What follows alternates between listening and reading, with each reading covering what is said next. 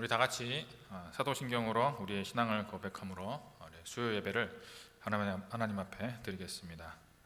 전능하사 천지를 만드신 하나님 아버지를 내가 믿사오며 그 외아들 우리 주 예수 그리스도를 믿사오니 이는 성령으로 잉태하사 동정녀 마리아에게 나시고 본디오 빌라도에게 고난을 받으사 십자가에 못 박혀 죽으시고 장사한 지 사흘 만에 죽은 자 가운데서 다시 살아나시며 하늘에 오르사 전능하신 하나님 우편에 앉아 계시다가 저리로서 산 자와 죽은 자를 심판하러 오시리라.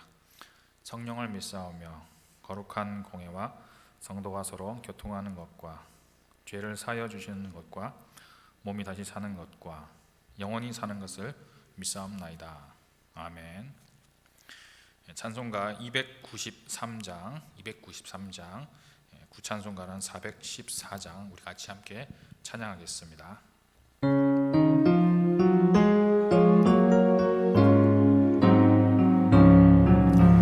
주의 사랑 비칠 때에 기쁨 오네 근심 걱정 물러가고 기쁨 오네 기도하게 하시며 희미한 것 물리쳐 주의 사랑 비칠 때 기쁨 오네 그 큰 사랑 내 마음속에 충만하게 비칠 때에 찬송하네 그 큰 사랑 내 마음속에 화평함과 기쁨 주네 그 큰 사랑 주의 사랑 비칠 때에 이 세상은 아름답고 활기차게 다 변하네 화평 중에 내 영혼 영광스런 새 생명 다시 찾게 되었네 그 큰 사랑 그 큰 사랑 내 마음속에 충만하게 비칠 때에 찬송하네 그 큰 사랑 내 마음속에 화평함과 기쁨 주네 그 큰 사랑 주의 사랑 비칠 때에 이 세상은 어둠 슬픔 중한 짐이 다 사라져 우리들의 가는 길 밝히 비춰주시며 복을 받게 하시네 그 큰 사랑 그 큰 사랑 내 마음속에 충만하게 비칠 때에 찬송하네 그 큰 사랑 내 마음속에 화평함과 기쁨 주네 그 큰 사랑 주의 사랑 비칠 때에 그 광채가 찬란하게 우리 둘러 비치겠네 세상 모두 이기고 천국 생활할 때도 주의 사랑 비치네 그 큰 사랑 그 큰 사랑 내 마음속에 충만하게 비칠 때에 찬송하네 그 큰 사랑 내 마음속에 화평함과 기쁨 주네 그 큰 사랑. 아멘. 우리 이 시간 다 같이 우리 있는 자리에서 함께 기도하면 좋을 것 같습니다. 우리 기도하실 때 먼저 하나님, 오늘 예배를 하나님 기뻐 받아 주시기를 원합니다.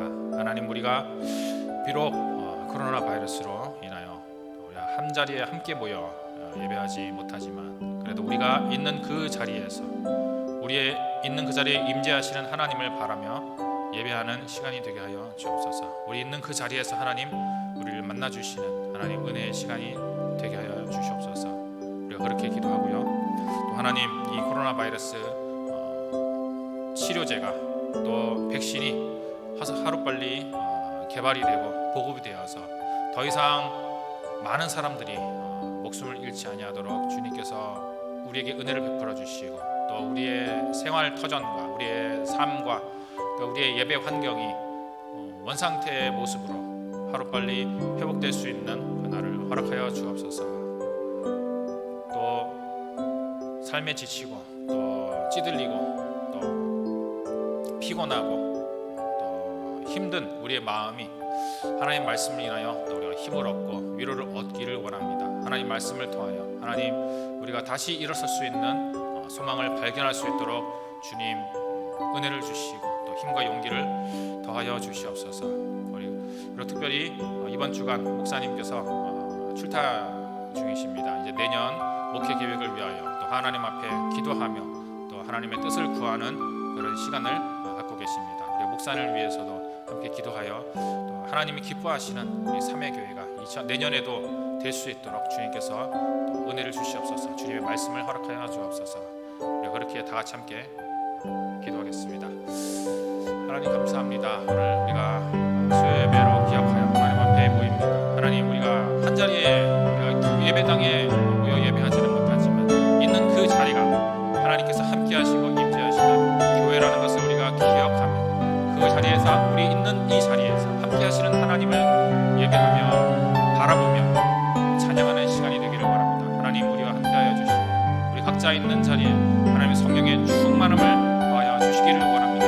하나님의 임재가 있는 하나님 예배가 되기를 원합니다. 이 시간 우리의 여러 가지 관심들을 다 내려놓고 우리 주 하나님 한 분을 바라보는 시간이 되기를 원합니다. 하나님, 우리의 모든 관심을 하나님 집중하여 주시고 주님, 우리가 온전히 주님께 집중하여 예배하는 시간 되게 하여 주옵소서. 하나님, 우리가 하나님께 드리는 찬양과 기도와 예배를 주님 받아 주시기를 주님 원합니다. 하나님, 코로나 바이러스가 또다시 이제 심화해져서 또 2단계로 이제 올라가고, 하나님 다시 우리의 삶이 또 경직되고 하나님 중단되는 그런 상황에 또다시 놓이게 되었습니다. 하나님, 우리를 불쌍히 여겨주시기를 원합니다.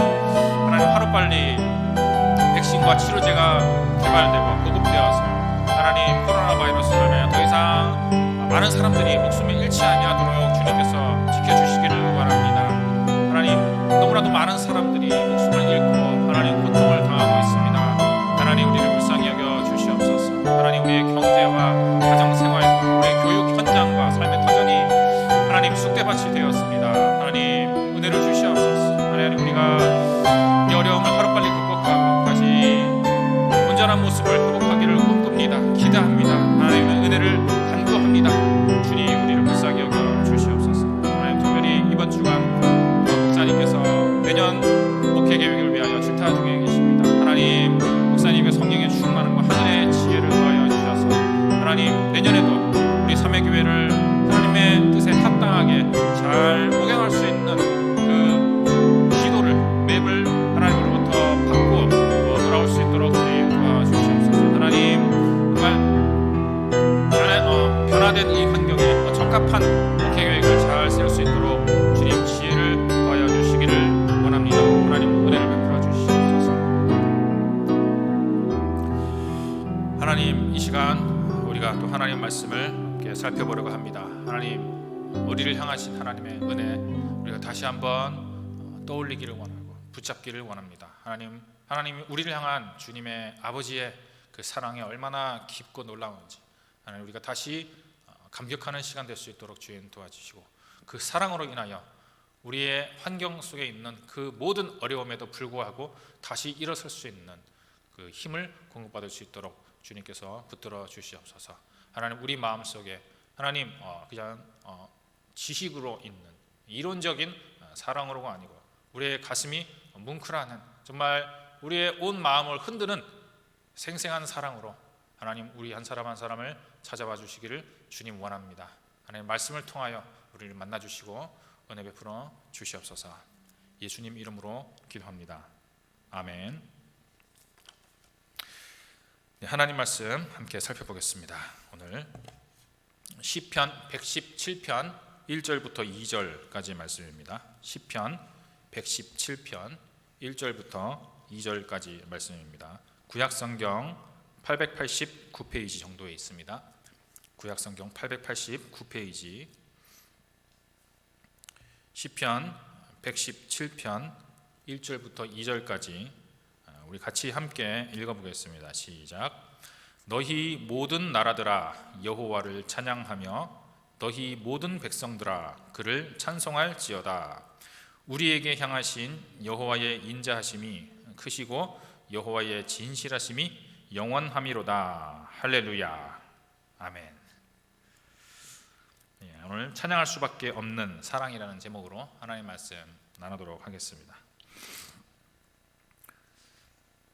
오늘 읽은 이 시편, 찬양에 대한 시편이죠. 찬양이라는 것은 우리 그리스도인들에게 매우 친숙한 것입니다. 우리가 매 예배 때마다 찬양을 하지요. 그리고 심지어는 이 새벽 기도 때 금방 자고 일어나서 목이 잠겨서 소리가 안 나옴에도 불구하고 우리가 새벽에도 찬양을 하지 않습니까? 이렇게 찬양은 하나님을 섬기는 데 있어서 매우 중요한 직무입니다. 그런데 우리가 찬양이라는 것을 생각하면 한 가지 어려움을 만나게 됩니다. 예배 시간에 찬송가를 부른다거나 아니면 성가대원이 되어서 성가곡을 부른다는 것은 사실 어렵지 않습니다. 노래를 좀 못할 뿐이지 어려운 일은 아닙니다. 할 수 있습니다. 문제는 노래는 항상 부를 수 있지만 우리 마음은 항상 기쁜 것은 아니라는 겁니다. 이것이 우리가 찬양을 대할 때 어려운 한 가지 문제입니다. 대학에 합격한 다음에는 찬양하기 쉽습니다. 기다렸던 아기를 갖게 되었을 때는 찬양하기 쉽습니다. 위기가 지나고 적자에서 흑자로 돌아섰을 때는 찬양하기 쉽습니다. 집 나갔던 아들이 돌아왔을 때는 찬양하기 쉽습니다. 이런 때는 오늘 우리가 읽은 이 본문 같은 말씀이 어렵지가 않습니다. 왜냐하면 마음에 기쁨이 가득하기 때문에 찬양하는 것이 너무 쉽고 정말 우러나와서 이렇게 할 수 있지 않겠습니까? 그런데 이런 식의 핑크빛 장면들은 우리 인생에서 몇 컷 되지 않습니다. 인생에 찾아든 햇빛은 잠깐이요, 또다시 우리 인생에는 긴 그림자가 드리워진 그렇게 어두움의 기간이 지속되는 경험이 사실은 더 많습니다. 그래서 그럴 때에는 오늘 우리가 읽은 이런 말씀은 동의는 되고 맞는 말씀이긴 하지만 그렇게 이렇게 와닿게 느껴지지는 않습니다. 하나님의 은혜라는 것이 탐스럽게 있기는 했지만 저 나무 꼭대기에 달려있기 때문에 먹을 수는 없는, 내 손에 닿지 않는 그런 홍시처럼 느껴질 때가 많습니다. 그러니 우리가 하나님을 찬양해야 한다, 하나님을 찬양받기에 합당한 분이시다, 이런 것에는 동의는 하지만 그러나 실제로 속에서 정말 그 찬양의 마음이 막 솟아나거나 하지 않는 경우가 더 많습니다. 우리가 찬양을 하기는 합니다. 그러나 그것이 막 넘쳐나지는 않습니다. 왜 그렇지요? 매번 그렇게 찬양할 거리가 있어야지 그렇게 찬양할 수 있는 것 아니겠습니까? 대학에 매일 붙는 것도 아니고, 주식이 매일 상한가 가는 것도 아니고, 사업이 매일 막 그렇게 대박이 나는 것도 아니지 않습니까? 그러니까 매번 좋은 일이 생기는 게 아닌데 어떻게 매번 그렇게 찬양할 수 있겠습니까? 어떻게 그렇게 찬양할 수 있을까요? 과연 우리는 무엇을 찬양해야 되는 것일까요? 아마 오늘 본문을 아무리 들여다봐도 실마리가 보이지 않을 것입니다. 본문 한번 살펴보십시오. 아주 짧죠? 너무 마음을 끄는 어떤 멋진 표현이 있는 것도 아니고요. 너무 당연한 말만 있는 것 같지 않습니까? 기독교인으로서. 또 길이도 굉장히 짧습니다. 너무 짧아서 뭘 찾아볼래도 찾아볼 거리가 없습니다. 시편이 총 150장으로 되어 있는데요, 그 중에 제일 짧은 시입니다. 딱 2절로 되어 있죠. 시편에서만 제일 짧은 것만이 아니고 성경 66권 중에서도 제일 짧은 장으로 된 성경입니다. 딱 2절로 만들어져 있습니다. 너무 짧아서 특별할 것이 없어 보입니다. 마치 이 살점이 거의 안 붙은 갈비를 보는 듯한 느낌입니다. 먹을 게 없다는 말이죠. 여러분, 이 117편 2절로 된 너무 이렇게 평범한 얘기로만 있는 것 같은 이 시편에 묵상거리가 있을까요? 그런데 만약 우리가 이 시를 읽고 그냥 넘어가지 못하고 우리의 목이 메인다거나 아니면 우리의 마음이 메인다면 딱 한 가지 이유 때문에 그런 걸 겁니다. 마치 이런 것이죠. 평범한 장소인데, 평범한 장소이지만 자기에게는 그 장소가 무언가 이렇게 관련된 어떤 사연이 있는 경우에 평범한 장소임에도 불구하고 쉽게 지나치지 못하는 그런 곳이 있지 않습니까? 예를 들면 처음으로 사랑을 고백한 그 식당이나 이런 곳, 아니면 우산이 없어서 둘이서 비를 맞고 걸어갔던 그 골목길, 또는 아이와 첫 나들이를 했던 그런 개울가 이런데, 분명히 평범한 장소지만 옛 추억들, 옛날 생각들이 깃들어 있기 때문에 쉽게 지나치지 못하고 오래 머물러서 이렇게 추억에 잠기게 하는 그런 장소 아닙니까? 만약 우리가 오늘 너무 평범해 보이는 이 시편 117편 짧은 이 시를 금방 지나치지 못하고 오래 머물러 있을 수 있다면 분명히 한 가지 이유 때문입니다. 이 시에 담겨 있는 어떤 사연을 우리가 기억하기 때문에 그런 걸 겁니다. 시편 117편은 가장 짧은 시입니다. 그러나 가장 적은 단어로 우리에게 아주 많은 이야기를 하는 시입니다. 그런데 정작 이 시를 펼쳐들고 한번 살펴보십시오. 뭐가 보입니까? 여러분, 한번 2절밖에 안 되니까 한번 눈으로 빠르게 한번 살펴보세요. 뭐가 보이세요? 눈에 딱 띄는 단어가 보입니까? 찬양? 찬양 눈에 들어오죠. 또 여호와의 인자하심, 또 진실하심, 이런 것들. 여러분, 여기 기독교인에게 다 익숙한 그런 것 아닙니까? 찬양, 여호와의 인자하심, 진실하심, 모두 평범해 보이는 것들 뿐 아닙니까? 그런데 이렇게만 읽고 그냥 쓱 지나가면 오늘 시인이 하는 말을 우리는 하나도 듣지 못하고 그냥 지나가게 되는 겁니다. 오늘 읽은 이 시는 가장 짧은 말 속에 가장 함축적인 의미를 담고 있습니다. 우리 말에도 그런 단어가 있습니다. 짧은 평범한 단어이지만 아주 함축적인 의미를 담고 있는 그런 말이 있습니다. 어떤 단어인 줄 아세요?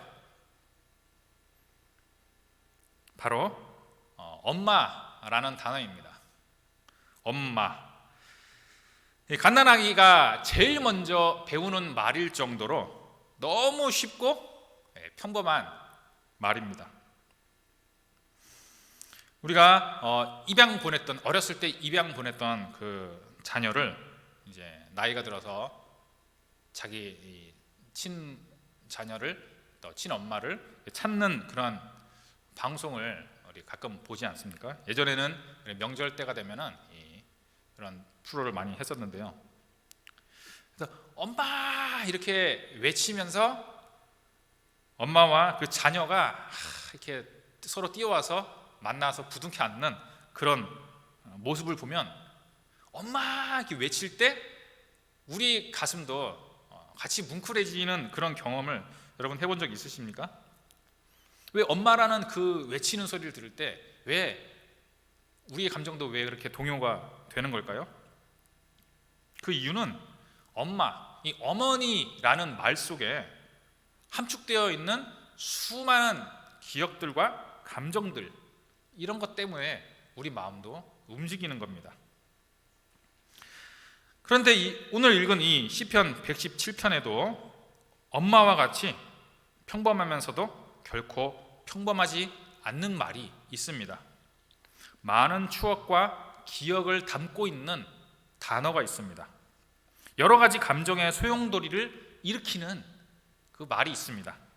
어떤 단어인 줄 아십니까? 바로 2절에 나오는 여호와의 인자하심 그리고 진실하심, 이 두 단어입니다. 인자하심, 진실하심. 이 평범하지만 굉장히 특별한 의미로 사용되고 있습니다. 인자와 진실. 한국말로 인자와 진실이라고 번역되어 있는데요. 언뜻 보면 인자, 이렇게 자비롭게 인자한 할아버지 같이 그런 인자, 진실, 거짓말하지 않고 이렇게 참되게 대하는 그런 진실, 이런 의미인가? 이런 생각이 드시죠? 이 인자로 번역된 히브리 원래 말은 우리말에 사랑이라고 번역하면 조금 더 의미가 가깝습니다. 그리고 진실은 거짓말하지 않고 참되게 이런 의미가 아니고요, 신실하다 이런 의미입니다. 그러니까 변함없이 늘 일정하게 늘 똑같이 하는 그런 신실함. 그래서 본문에 나오는 인자와 진실은 좀 더 우리말에 맞게 번역하면 사랑과 신실함입니다. 여러분, 사랑과 신실함, 너무나 우리가 잘 알고 있는 그런 말 아닙니까? 여러분, 사랑이라고 하면 무엇이 떠오르십니까? 젊은 연인들의 이런 애틋한 감정, 아니면 자식을 쳐다보는 어머니의 눈빛, 이런 것이 생각나겠죠. 그런데 오늘 성경에 이 인자, 사랑으로 번역된 히브리 원래 그 말이 있습니다. 이 헤세드라는 단어인데요, 이 단어가 단순히 감정적인 그런 사랑을 말하는 그것은 아닙니다. 이 단어 헤세드라는 이 단어는 오늘 117편에 나오지만 사실은 이 구약 성경 전체에서 아주 중요하게 쓰이고 있는 단어입니다. 어떤 의미냐면 항상 변함이 없는 사랑, 어떤 조건에서도 절대로 변하지 않는 사랑, 이런 의미를 나타내는 말입니다. 그리고 같이 쓰인 이 진실함, 이 단어도 굉장히 중요한 단어입니다. 히브리 낱말로 에메트라고 하는 단어인데요, 그냥 한 귀로 듣고 흘리시면 됩니다. 이 단어는 여러 가지 의미로 번역되는데 이런 식입니다. 참, 진정, 진리, 성실, 충실, 이런 말들로 번역되는 말인데요, 한마디로 이런 내용입니다. 결코 변함이 없음. 그래서 이 인자와 진실, 이 두 단어는 항상 짝을 이루어서 성경에서 나타나는 짝꿍 단어입니다. 그래서 이 두 단어가 합쳐져서 이런 의미를 나타내는 거예요.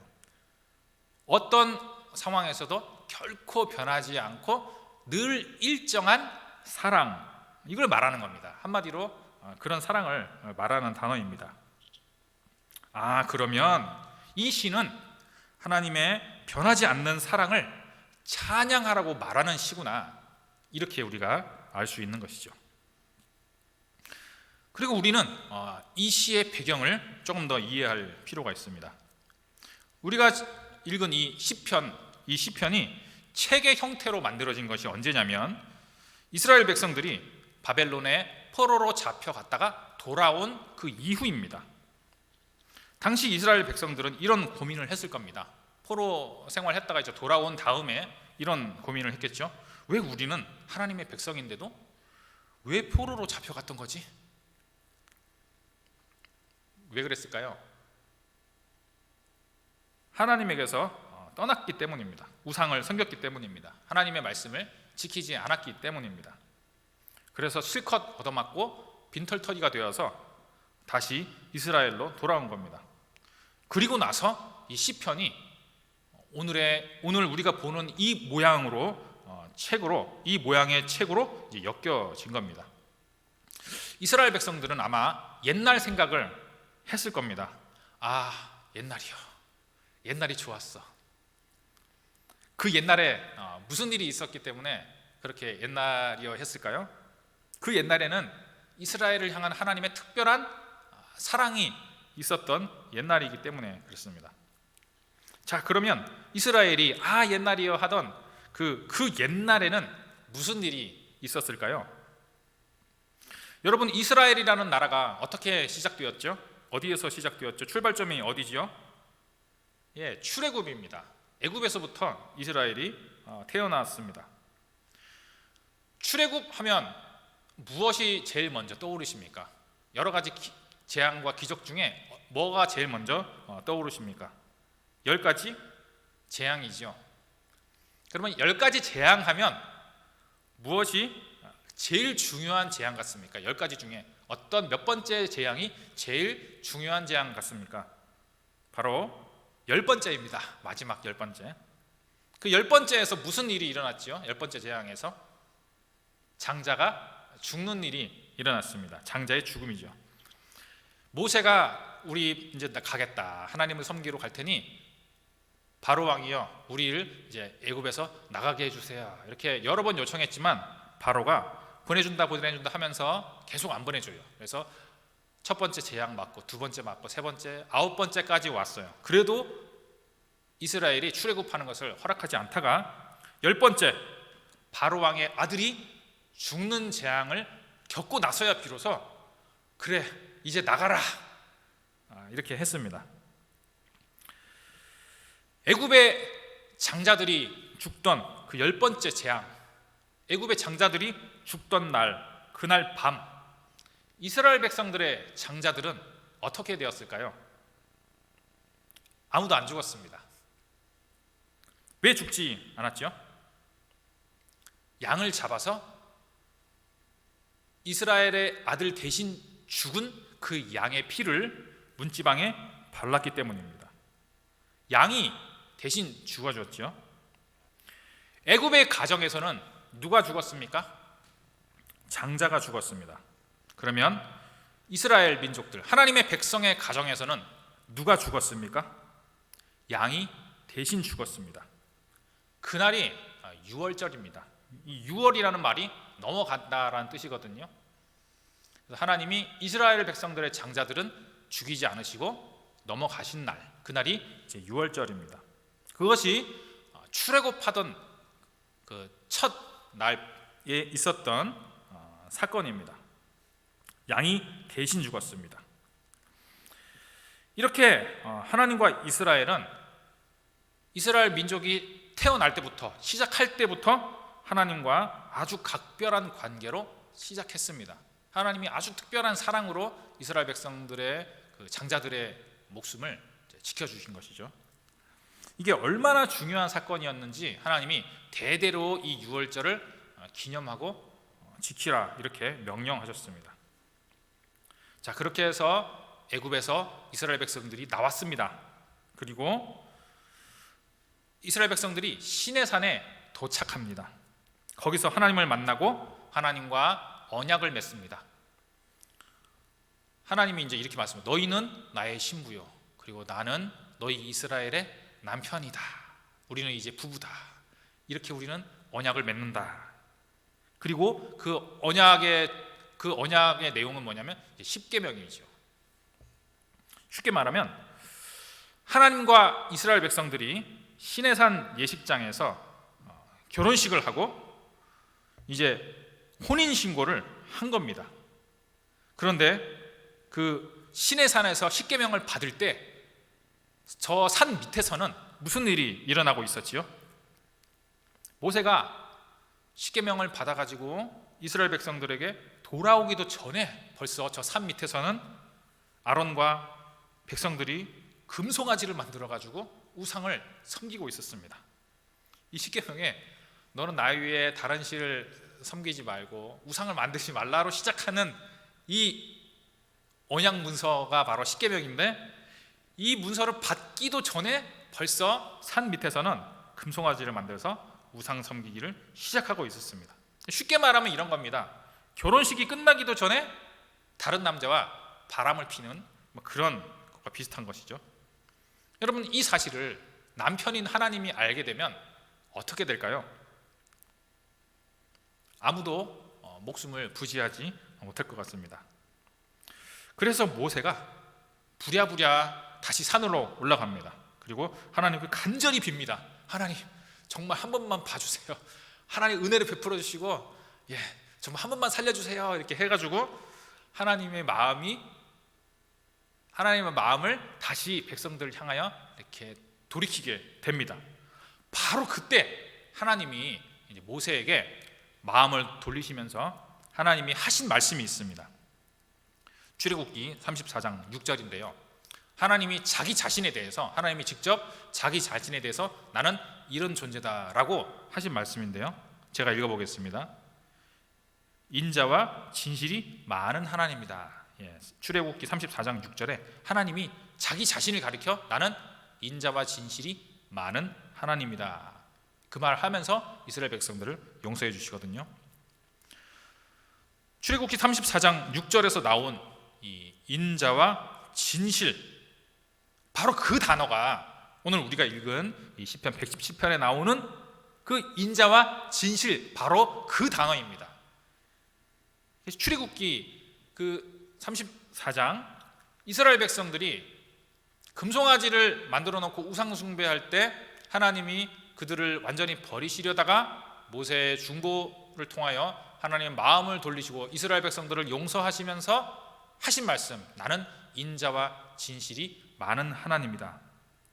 그때 썼던 단어가 바로 오늘 우리 읽은 117편에 나오는 그 인자와 진실이라는 바로 그 단어입니다. 출애굽기에서 나온 이 인자와 진실이 많은 하나님이라고 한 것을 가리켜서 오늘 117편에서 찬양하는 겁니다. 철저하게 하나님으로부터 돌아섰음에도 불구하고 그런 이스라엘을 끝까지 변함없이 사랑해 주시는 바로 그 하나님의 사랑에 가슴 먹먹해서 부르는 찬양이 바로 오늘 읽은 이 찬양인 것이죠. 오늘 말씀에 우리에게 향하신 여호와의 인자하심이 크고 여호와의 진실하심이 영원함이로다. 그러니 모든 백성들아 찬양하라, 이렇게 말하는 것은 바로 출애굽 때 그때 그 사건을 기억하면서 노래하는 겁니다.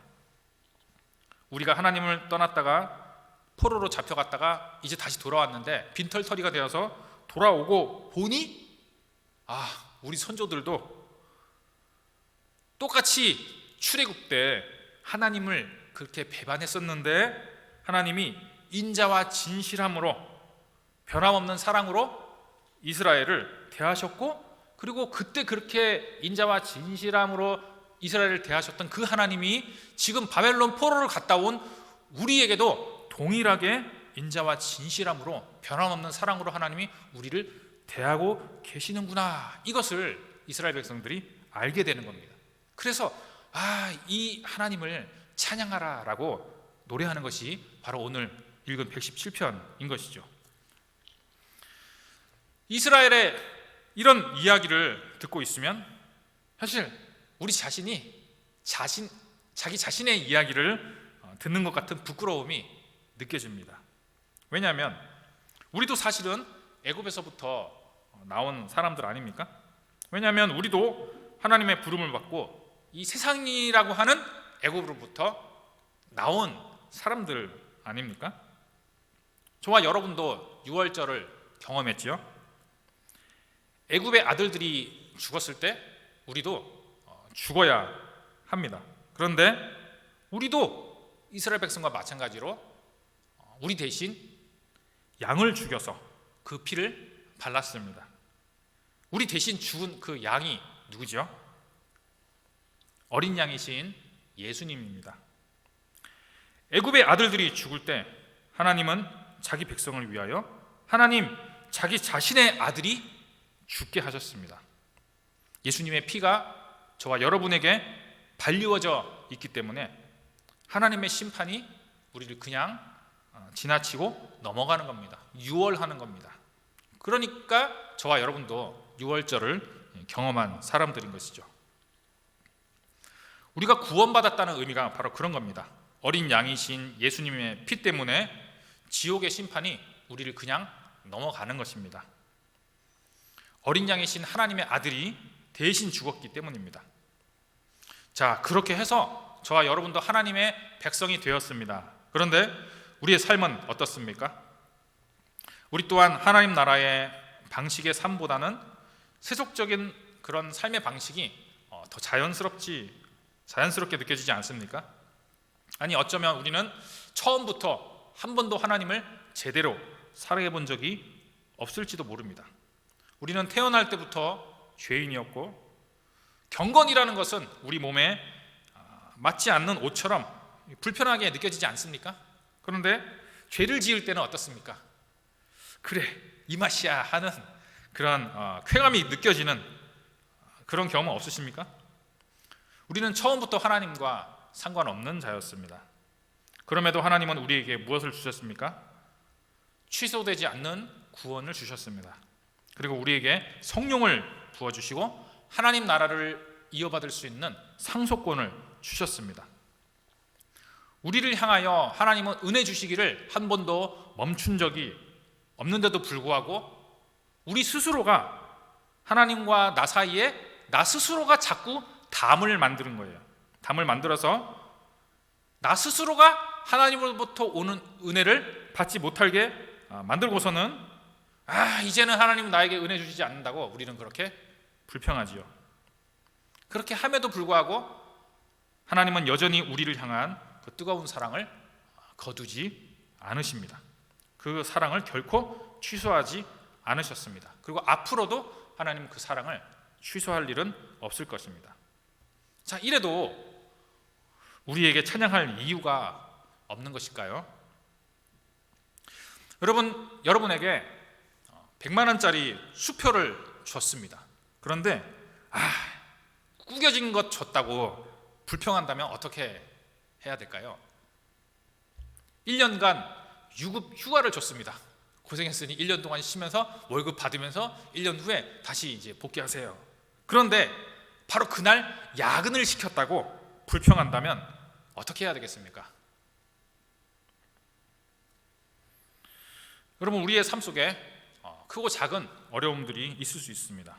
아니면 긴 하나님의 침묵을 경험하게 될 수도 있습니다. 그러나 하나님이 영원히 그 무서운 심판을 면제해 줬다면 이 세상 잠깐 사는 동안 경험하는 그런 피곤한 것쯤은 그냥 넘길 수 있는 것 아니겠습니까? 여러분, 이제는 이 짧은 시편 117편에 나오는 인자, 진실, 이런 평범한 말 속에 많은 이야기와 감정들이 담겨 있다는 것을 여러분 알 수 있을 겁니다. 왜냐하면 그 말 속에 하나님의 사랑을 떠올리게 하는 추억과 기억이 들어있기 때문입니다. 우리는 그 사랑 때문에 하나님을 찬양할 수밖에 없는 사람들입니다. 아이 뒤에서 그 아이를 지지하고 있는 아빠와 아이가 눈을 맞출 때 그 아빠가 나를 보고 있구나, 이것을 의식할 때 아이는 그 마음의 긴장이 풀어지고 또 힘과 용기가 나는 겁니다. 우리를 향한 이 놀라운 하나님의 사랑에 우리가 초점을 맞출 때 우리의 반복되는 일상 속에서 나도 모르게 딱딱하고 거칠어진 우리의 마음이 부드러워지고 또 하나님의 선한 뜻을 이루려고 하는 그런 발걸음을 우리가 지속할 수 있는 힘과 용기가 생겨날 것입니다. 하나님의 사랑으로부터 그런 위로와 힘과 용기가 우리에게 오는 것입니다. 하나님의 사랑만이 저와 여러분의 마음을 다시 살게 할 것입니다. 그 사랑을 오늘도 기억하고 부여잡는 저와 여러분이 되었으면 좋겠습니다. 그리고 이제는 그 사랑에 합당하게 반응하는 저와 여러분이 되기를 바랍니다. 이 사랑을 오늘도 뜨겁게 찬양하는 저와 여러분이 되기를 바랍니다. 함께 기도하겠습니다. 하나님 감사합니다. 하나님, 우리에게 놀라운 은혜와 놀라운 사랑으로 찾아와 주시고 자녀 삼아 주심을 너무나 감사합니다. 하나님, 어린아이가 태어나는 그 순간부터 정말 이루 말할 수 없는 부모의 정말 다함 없는 그 사랑을 받으며 성장해 가는데, 하나님, 아이가 아직 어린 아이일 때는 그 부모의 사랑이 얼마나 큰 것인지 무엇인지 하나님 제대로 알지 못하고 그렇게 성장합니다. 하나님, 우리 또한 마찬가지인 것 같습니다. 하나님, 예수님을 통하여 우리가 하나님의 자녀가 되고 날마다 성장해가는 그런 과정 중에 있는데, 하나님으로부터 우리에게 주신 그 사랑이 정말 얼마나 크고 놀랍고 엄청난 것인지 하나님, 우리가 그 깊이를 채 다 깨닫지 못하는 것 같습니다. 하나님, 우리를 불쌍히 여겨주시고 우리의 신앙이 날로 성숙하여져서 하나님 장성한 성인이 되었을 때 부모의 그 깊은 사랑을 깨닫고 감사하는 것처럼 우리도 하나님의 사랑을 더 깊이 깨닫고 감사하며 그 사랑 부여잡고 살아가며 또 그 사랑에 합당한 삶을 살고자 하는 그런 우리 모든 삼위 교회 가족들 될 수 있도록 은혜를 베풀어 주시옵소서. 하나님, 우리의 삶 속에 만나는 여러 가지 어려움들이 있는데 하나님, 그런 문제들이 있을 때마다 하늘로부터 이미 우리에게 주어지신 그 하나님의 놀라운 사랑을 우리가 늘 다시 부여잡고 힘을 얻을 수 있도록 주님 도와주시옵소서. 하나님, 하늘 아버지와 눈을 맞추고 다시 힘을 얻고 용기를 얻어 우리의 삶 속에 어려움들에도 불구하고 우리가 온전하게 하나님의 자녀로 설 수 있도록 힘과 용기를 더하여 주시옵소서. 하나님, 날마다 우리 마음속에 하나님으로 사랑으로 인한 그 감사와 찬양이 가득한 우리 모든 사람들 될 수 있도록 주님 은혜를 베풀어 주시옵소서. 그리하여 날마다 찬양하는, 날마다 하나님의 사랑에 겨워 사는 하나님의 백성들 되게 하여 주시옵소서. 감사드리며 예수님 이름으로 기도합니다. 아멘. 찬송가 304장입니다. 304장, 구찬송가는 404장입니다.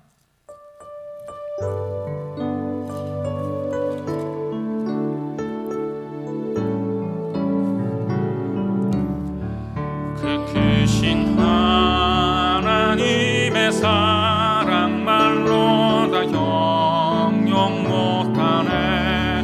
저 높고 높은 별을 넘어 이 낮고 낮은 땅 위에 죄범한 영혼 구하려 그 아들 보내사 화목제물